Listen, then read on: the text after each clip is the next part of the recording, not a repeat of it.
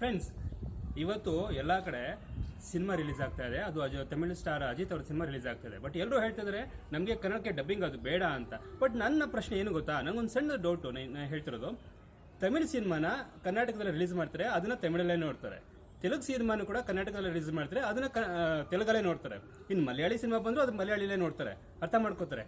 ಆದರೆ ಯಾವುದೇ ಪರಭಾಷೆ ಸಿನಿಮಾ ಬಂದಾಗ ಕನ್ನಡದಲ್ಲಿ ಡಬ್ಬಿಂಗ್ ಮಾಡಿಕೊಂಡು ಕನ್ನಡದಲ್ಲಿ ನೋಡಬೇಕು ಅಂದಾಗ ಯಾಕೆ ವಿರೋಧ ಇದೆ?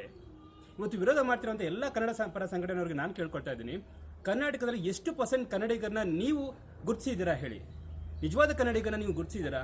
ಯಾವುದೋ ಒಬ್ಬ ಮೀಡಿಯಾದವ್ರು ಬರ್ತಾರೆ, ಒಬ್ಬ ಕ್ಯಾಮ್ರಾ ಹಿಡ್ಕೊಂಡ್ಬರ್ತಾರೆ, ಒಬ್ಬ ಮೈಕ್ ಹಿಡ್ಕೊಂಡ್ಬರ್ತಾರೆ ಅಂದ ತಕ್ಷಣ ಗುಂಪು ಕಟ್ಕೊಂಡ್ಬರ್ತೀರಾ. ನಾನು ಕನ್ನಡ ಸಂಘಟನೆ ಬಗ್ಗೆ ನಾನು ತಪ್ಪು ಹೇಳ್ತಾ ಇಲ್ಲ, ನಾನು ನಿಜವೂ ತಪ್ಪು ಹೇಳ್ತಿಲ್ಲ. ನಾನು ಕೂಡ ಕನ್ನಡ ಮೈಸೂರು ಹುಡುಗಾಗಿ ಕನ್ನಡ ಪರವಾಗಿ ನಾನು ಕೂಡ ಇದ್ದೀನಿ.